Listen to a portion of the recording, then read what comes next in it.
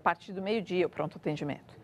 O prefeito do Rio, Eduardo Paes, negou hoje que a causa do desabamento tenha sido uma explosão por vazamento de gás. E o Conselho Regional de Engenharia informa que não havia liberação para a reforma no edifício mais alto de 20 andares.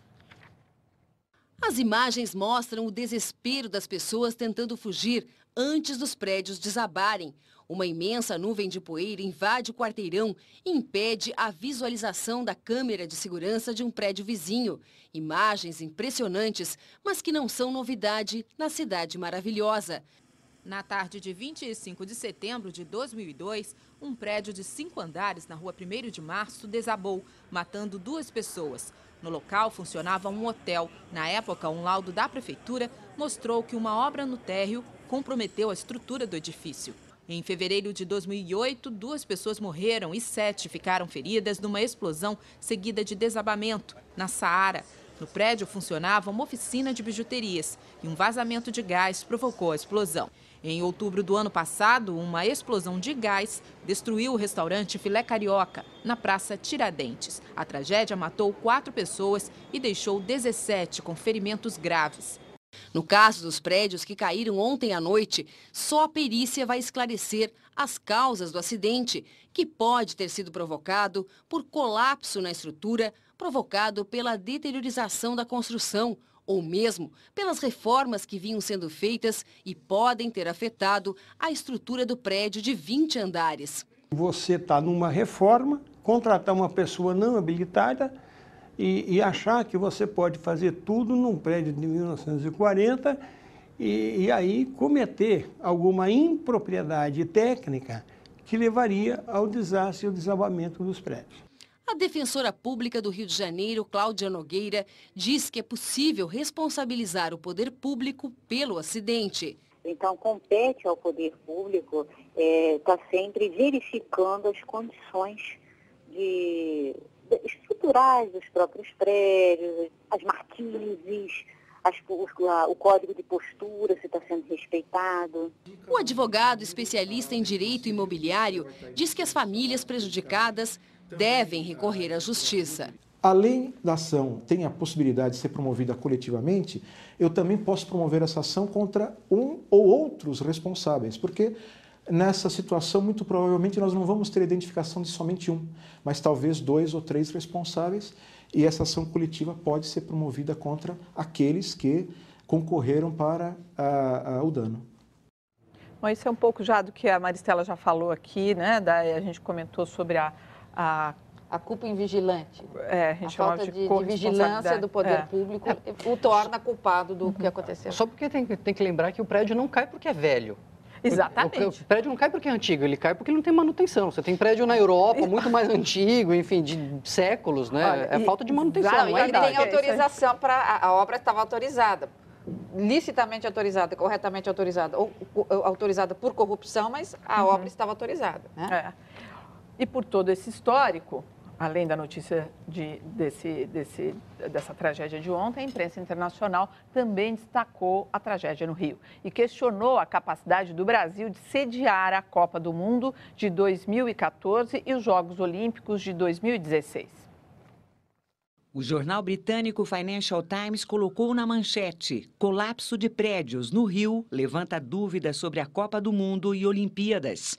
A matéria questiona a infraestrutura da cidade, com prédios velhos e um estádio de 62 anos, o Maracanã. Relembra a queda do Palace 2, na Barra da Tijuca, e a explosão de um restaurante em outubro passado. E conclui: não importa a urbanização das favelas e o controle do tráfico, o Brasil ainda tem o que resolver. A agência de notícias britânica Reuters destacou que o Rio tem sérios problemas de infraestrutura para sediar os Jogos. A rede americana de televisão, CNN, e a britânica BBC também mostraram a tragédia no centro histórico carioca.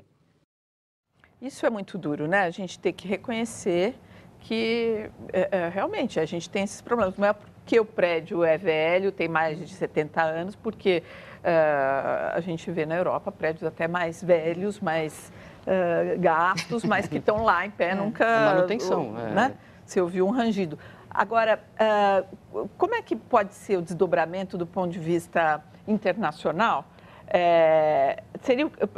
Pode haver, assim, algum mecanismo dentro do direito internacional que possa alguém pedir que então vamos interditar, Rio de Janeiro não pode, o Brasil não pode sediar esses eventos? Os contratos são tão bem feitos, os contratos que as autoridades esportivas têm com o governo brasileiro e mais especificamente o Rio de Janeiro e todos os lugares onde os jogos acontecerão, com todos os governos dos estados onde acontecerão os jogos, que evidentemente essas cláusulas estão previstas. Se não há uma cláusula dizendo exatamente um prédio vai cair, outros tipos de sinistros estão previstos, até mesmo problemas por força da natureza, né? O Brasil nem precisa de desastre natural, porque nós já mesmo pela nossa irresponsabilidade, cometemos os desastres. Então, isso provavelmente está no contrato. E mesmo que não estivesse, é uma razão que pode levar essas autoridades esportivas até mesmo a romper o contrato, eu não digo com o Brasil todo, mas no que diz respeito à cidade do Rio de Janeiro, no que diz respeito à Copa do Mundo, aos Jogos Olímpicos, que acontecerão lá.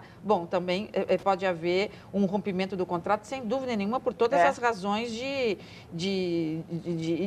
medo, né? Não é, na sua opinião, um exagero que a imprensa internacional está levantando? Não, eu acho que seria uma ótima, não digo punição, mas seria uma ótima lição para o Brasil, até mesmo para os nossos políticos, porque os políticos não têm alma, né? Se tivesse alma, fiscalizavam. E os políticos que assumem os governos, como o Eduardo Paes na Prefeitura do Rio, também se revela sem alma, porque não verificou, a verificação tem que ser constante e longe da corrupção, porque evidentemente esse prédio tinha obra autorizada e não foi feita a vigilância necessária. E há 14 anos, outro edifício, como a gente já falou aqui, o Palace 2, desabou no Rio de Janeiro em pleno carnaval. 8 pessoas morreram e dezenas de famílias ficaram desabrigadas. Passados 14 anos, vítimas da tragédia ainda aguardam na justiça por indenização. O Jornal da Cultura explica. O edifício residencial Palace desmoronou parcialmente no dia 22 de fevereiro de 1998, causando a morte de 8 pessoas e deixando 150 famílias desabrigadas. O condomínio ficava na Barra da Tijuca, região nobre da zona oeste da cidade. A prefeitura implodiu o que restou do prédio, erguido pela construtora Cirsan, do empresário e ex-deputado federal Sérgio Naia, morto em 2009. Na época da tragédia, Naia chegou a ser preso, mas acabou absolvido na ação criminal. A perícia concluiu que houve falha na execução da obra e encontrou várias irregularidades, como o uso de areia de praia na construção. Bom, não precisa falar mais nada, né? Só quero completar aqui que o Emilson fala que na Europa os prédios têm aparência de velhos, mas são reestruturados nas suas fundações. Mais uma baixa no segundo escalão do governo Dilma. O diretor-geral do DENOX, Departamento Nacional de Obras contra as Secas, pediu demissão hoje. Em 2 meses, é a 3ª demissão no DENOX e a 4ª no segundo escalão do governo. Todos abatidos por relatórios da CGU, Controladoria Geral da União. O ex-diretor-geral Elias Fernandes, indicado pelo PMDB, é acusado de favorecer o Rio Grande do Norte, onde nasceu. Segundo a CGU, de 47 projetos do DENOX, 37 foram para o estado potiguar. A saída dele acontece 1 mês após a queda da diretora de infraestrutura do órgão, Cristina Peleteiro, acusada de pagar 2 vezes pelo mesmo serviço para uma firma de consultoria. Na última segunda-feira foi a vez do diretor administrativo Albert Gradvoll ser exonerado por irregularidades registradas no estado do Ceará. O DENOX é um departamento do Ministério da Integração Nacional, comandado por Fernando Bezerra. Segundo a CGU, os problemas no órgão em 2011 deram prejuízo de mais de 300 milhões de reais aos cofres públicos.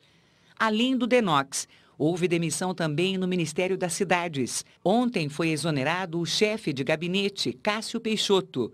Segundo a CGU, ele assinou um documento que aumentou em 700 milhões de reais uma obra da Copa do Mundo em Cuiabá. É desse tipo de político que a gente estava falando, quer dizer, de homem público, né, que lida com dinheiro público. A Maristela está dizendo que vai votar aqui no... Paulo Ventura. Tá. Que é o novo presidente da República do Brasil na minissérie da TV Globo. A seguir, o goleiro Rogério Ceni vai operar o ombro e a chaminé centenária, que já foi símbolo de progresso em São Paulo.